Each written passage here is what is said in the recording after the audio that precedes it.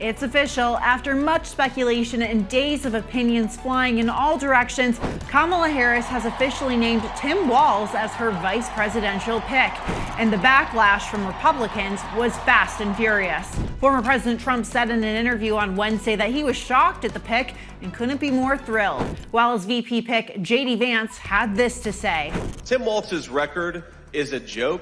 He's been one of the most far-left radicals in the entire United States government. The pair kicked off a multi-state tour Tuesday night with a raucous rally in Philadelphia. Every day in the White House, I'll have Vice President Harris's back. And we'll have yours. We'll sleep when we're dead. Say it with me. We aren't going back.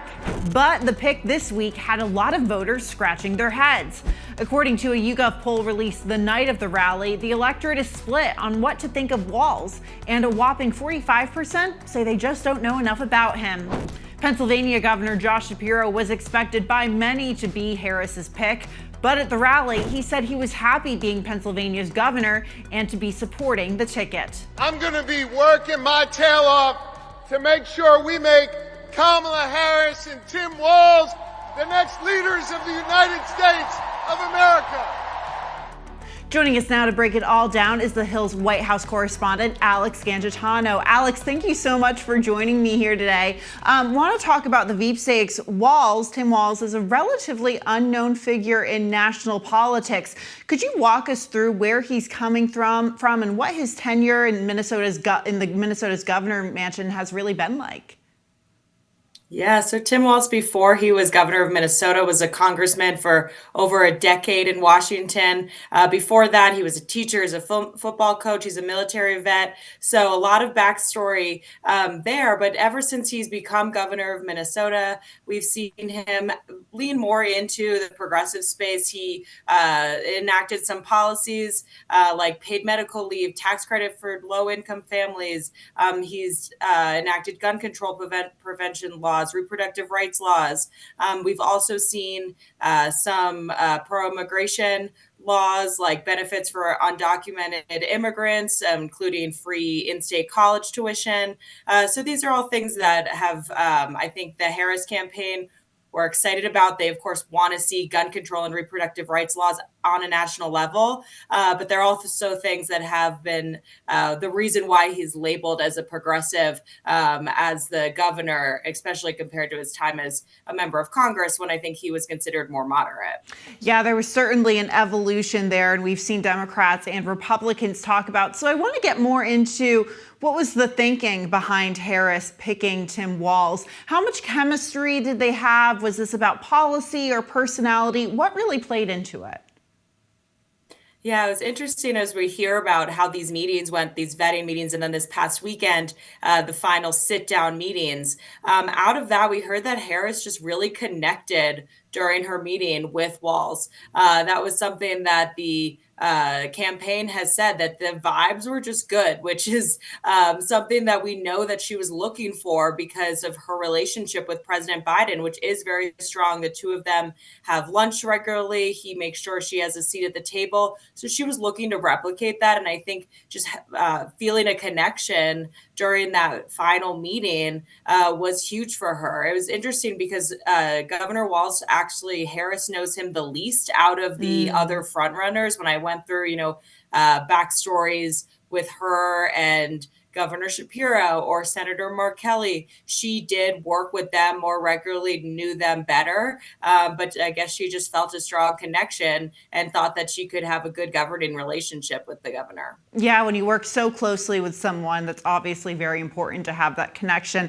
and that chemistry. But Alex, it's so interesting because once Biden dropped out, endorsed Harris, and we started talking about who her vice presidential contender would be, Tim Walz initially was not on the list of potential contenders. In fact, he seemed to be a bit of a dark horse figure of the sweepstakes.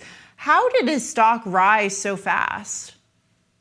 Yeah, it definitely felt like a dark horse figure. I mean, covering Washington, we know Tim Walz definitely from his time as a member of Congress, and that he's the governor now. He's also very active in the Governors Association.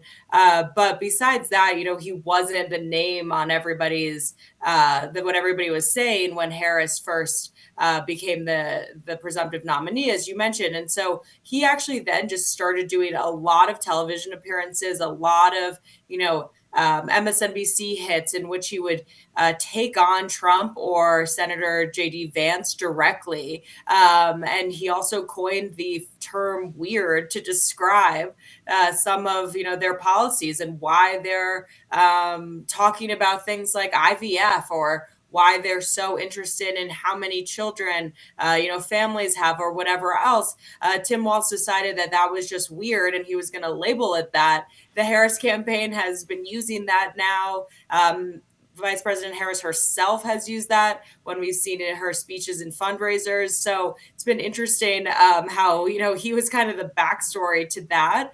But his stock, I think, really rose because the campaign and other Democrats saw that he was somebody who would go on television and not afraid to directly take on former President Trump and talk about, what shortcomings he thinks that the former president has. And it seemed like it was over a week, and then suddenly everybody was talking about Governor Walz. So, Alex, how much do these picks ultimately matter? I mean, how much could Tim Walz and J.D. Vance, being white guys from the Midwest, play a role in winning states like Michigan, Wisconsin, and Pennsylvania? Yeah, so it's definitely an interesting pick looking at someone from Minnesota, considering that's not a swing state. It's a state that Democrats feel confident that they can carry. But the fact that the location of Minnesota, the fact that he's from the Midwest, has this, grew up in a rural background, working on the family farm. These are all things that I think the Harris campaign is hoping will resonate with voters in places like Michigan, Ohio, even Pennsylvania, where Harris needs some help. She's someone from California. So that's another deep blue state that, Democrats don't have to, really be focused on this election, whereas they really need to focus on these key swing states. And a lot of them are in, the Midwest. And so I think they're hoping that his kind of demeanor and Midwest charm can help get some of those voters, even if he's not the governor of their state in particular. That's also something that, as you mentioned, former President Trump was looking at J.D. Vance as a helpful hand in the Midwest as well. And in some of these, more union towns, appeal to the labor vote, those were the people that he was trying to get with the pick of Vance, who's a senator from Ohio. So on the flip side of that, what are some of the key constituencies that Tim Walz could appeal to? Yeah, so I think his background, growing up in rural Nebraska, actually, that was something that, I think they're trying to see if his story can resonate with people who have kind of, had a similar background as him, people from the Midwest who, can listen to his demeanor on television and see themselves in him.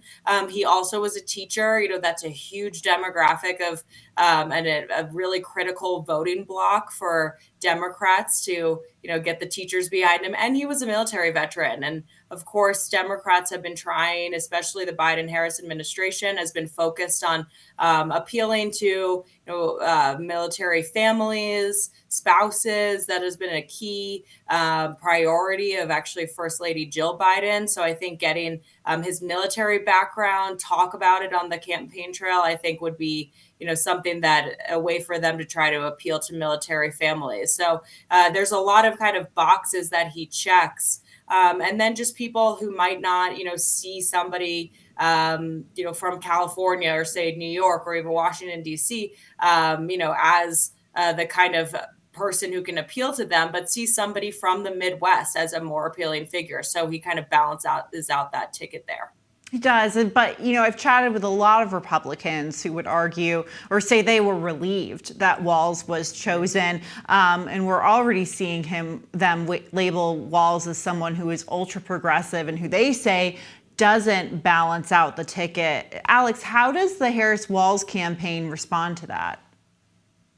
Yeah, it's a tough call because, she was looking at people from these critical swing states, like a Governor Josh Shapiro from Pennsylvania or Senator Mark Kelly from Arizona, who are considered more moderates. Mark Kelly is extremely moderate on the border, and that's something that was is a setback for Harris, or challenge for her, to not look so progressive on the border. So it is definitely interesting that she decided to go with a more progressive pick. And, as I mentioned, that his work in the governor's mansion has been labeled as very progressive, especially compared to his work in Congress.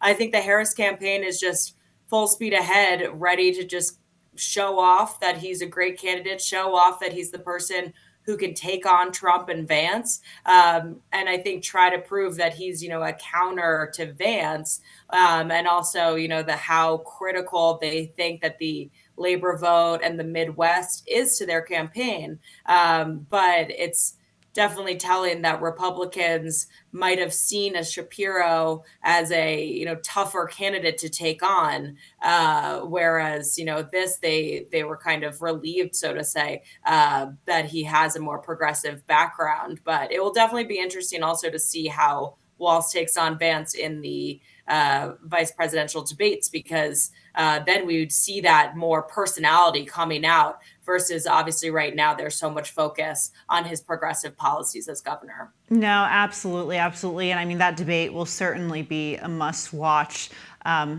debate. And if it happens, I know there's been a lot of debates over the debates, if you will. But Alex Gangitano, thank you so much for joining us today. Thanks, Julia.